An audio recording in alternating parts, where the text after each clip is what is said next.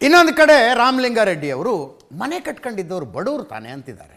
ಬಡವರಲ್ಲಪ್ಪ ಮನೆ ಕಟ್ಕೊಂಡಿದ್ದವರು, ಅಲ್ಲೇನು ಶ್ರೀಮಂತರು ಬಂದು ಮನೆ ಕಟ್ಕೊಂಡಿದ್ರ. ಟೋನ್ ಹೆಂಗಿತ್ತು ಅಂದರೆ ಏನು ತಪ್ಪು ಬಿಡು, ಏನು ಪರಿಹಾರವಾಗಿ ಫ್ಲ್ಯಾಟ್ ಕೊಟ್ಟರೆ ಏನು ತಪ್ಪು ಅಂತ.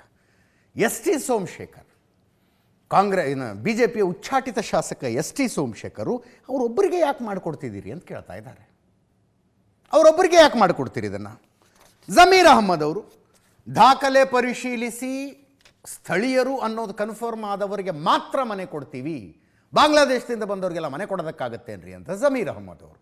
ಕೇಳಿಸ್ಕೊಳ್ಳಿ. ಬಡವರು ಏನೋ ಕಟ್ಕೊಂಡಿರ್ತಾರೆ, ಸಾಹುಕಾರರು ಕಟ್ಕೊಳ್ತಾರೆ, ಅಲ್ಲಿ ಯಾರ ಜಾಗ ಏನೋ ಕಟ್ಕೊಂಡಿದ್ರು.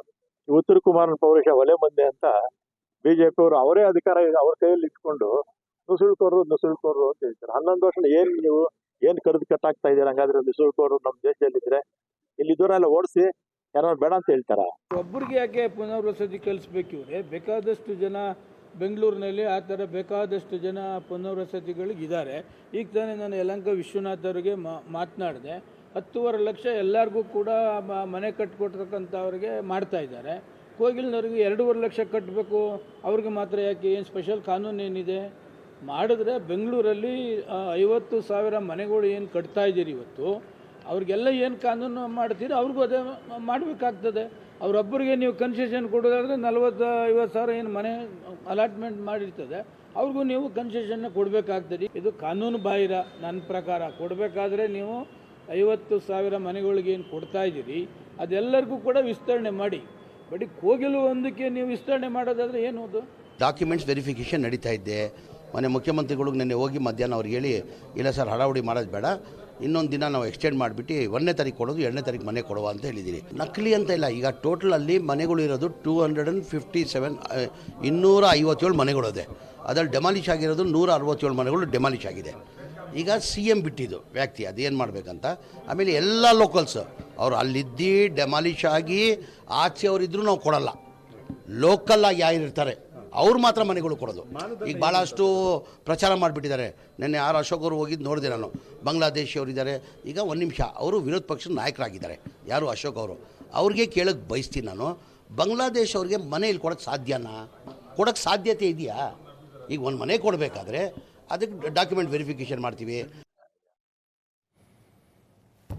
ಇನ್ನು ಬಸನಗೌಡ ಪಾಟೀಲ್ ಯತ್ನಾಳ್ ಮುಸ್ಲಿಮರು ಅನ್ನುವ ಕಾರಣಕ್ಕೆ ಅಲ್ಲಿನ ಅಕ್ರಮ ನಿವಾಸಿಗಳ ಮೇಲೆ ಜಮೀರ್ ಅಹಮ್ಮದ್ ಅವರಿಗೆ ಪ್ರೀತಿ ಇದೆ ಅಂದರು. ಕೇವಲ ಅಕ್ರಮ ಬಾಂಗ್ಲಾ ವಲಸಿಗರೇ ಅವರು ಅನ್ನುವಂಥದ್ದು BJP ಕನ್ಕ್ಲೂಷನ್ನಿಗೆ ಬಂದಾಗಿದೆ. ಬಹುತೇಕರ ಅಕ್ರಮ ಬಾಂಗ್ಲಾ ವಲಸಿಗರು ಅಂತ. ಅವರನ್ನು ಪತ್ತೆ ಹಚ್ಚಿ ಹೊರಗೆ ಹಾಕಬೇಕು ಮಾತ್ರ ಅಲ್ಲ, ಕರ್ನಾಟಕದಲ್ಲೂ SIR ಆರಂಭವಾಗಬೇಕು. ಬಸನಗೌಡ ಪಾಟೀಲ್ ಯತ್ನಾಳ್ರ ಆಗ್ರಹ ಇದು. ಕೇಳಿಸ್ಕೊಳ್ಳಿ. ಜಮೀರ್ ಅಹಮ್ಮದ್ ಅಷ್ಟು ಹೇಳ್ತಾ ಇದ್ದಾರೆ ಅಂದರೆ ಅವರೆಲ್ಲ ಮುಸ್ಲಿಮರು ಅದಾರ ಅಂತ ಹೇಳ್ತಾರೆ. ಅವರಿಗೆ ದೇಶ ರಾಜ್ಯ ಬೇಕಾಗಿಲ್ಲ. ತಮ್ಮ ಜನಸಂಖ್ಯೆ ಹೆಚ್ಚಾಗಬೇಕು, ತಮ್ಮ ಮತದಾರ ಹೆಚ್ಚಾಗಬೇಕು, ಈ ದೇಶವನ್ನು ಆದಷ್ಟು ಬೇಗನೆ ಇಸ್ಲಾಮೀಕರಣ ಮಾಡಬೇಕು ಅಂತ ಟಾರ್ಗೆಟ್ ಬಿಟ್ಟರೆ ಜಮೀರ್ ಅಹಮ್ಮದ್ ಖಾನ್ ಅಂತವ್ರ ತಲೆಯಲ್ಲಿ ಏನೂ ಇರೋದಿಲ್ಲ. ಅದಕ್ಕೆ ದುರ್ದೈವ ಅಂದರೆ ಸಿದ್ದರಾಮಯ್ಯ ಅಂತವರು ಜಾತ್ಯತೀತ ಅನ್ನುವಂಥ ಒಂದು ಹೆಸರಿನಿಂದ ಕೇವಲ ಮುಸ್ಲಿಂ ತುಷ್ಟೀಕರಣ ಮಾಡೋದು ಬಿಟ್ಟರೆ ಸಿದ್ದರಾಮಯ್ಯನವ್ರಿಗೆ ಮತ್ತೊಂದು ಜನಾಂಗದ ಸಮಸ್ಯೆನೂ ಗೊತ್ತಿಲ್ಲ, ಕಷ್ಟನೂ ಗೊತ್ತಿಲ್ಲ. ಕ್ರಮವಾಗಿ ಬಾಂಗ್ಲಾ ವಲಸಿಗರ ವಿರುದ್ಧ ಹೋರಾಟ ಮಾಡಿದಂತೆ ಏನೋ ಅವ್ರು ಚಾಲೂ ಮಾಡಿದ್ರು, ಯಾಕೆ ನಾನು ನಿಂತು ಗೊತ್ತಲ್ಲ. ಅದಕ್ಕೂ ಚರ್ಚೆ ಮಾಡ್ತೀವಿ. ಈಗ ಭಾಳ ಅವಶ್ಯ ಇದೆ. ಇಡೀ ದೇಶದಲ್ಲಿ SIR ಲಾಗು ಆಗ್ತಾಯಿದೆ.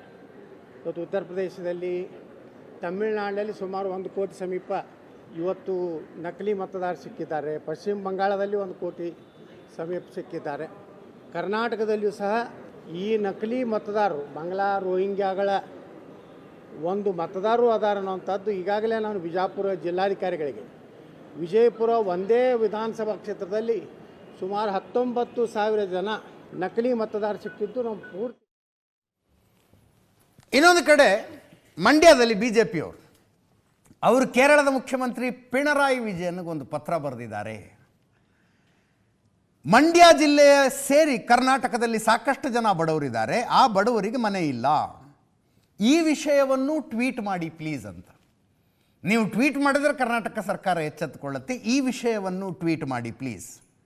ನೀವು ಟ್ವೀಟ್ ಮಾಡಿದ್ರೆ ನಮ್ಮ ರಾಜ್ಯದ ಮುಖ್ಯಮಂತ್ರಿ ಉಪಮುಖ್ಯಮಂತ್ರಿಗಳು ನಮಗೆ ಮನೆ ಕೊಡ್ತಾರೆ, ನಮ್ಮ ಮೇಲೆ ಕಾಳಜಿ ಇಟ್ಕೊಂಡು ಟ್ವೀಟ್ ಮಾಡಿ ಅಂತ ವ್ಯಂಗ್ಯಭರಿತವಾದ ಪತ್ರವೊಂದನ್ನು ಪಿಣರಾಯಿ ವಿಜಯನ್ ಕೇರಳದ ಮುಖ್ಯಮಂತ್ರಿಗಳಿಗೆ ಬರೆದು ಪೋಸ್ಟ್ ಮಾಡಿದ್ದಾರೆ. ಮಂಡ್ಯ ಬಿಜೆಪಿ ನಾಯಕರು.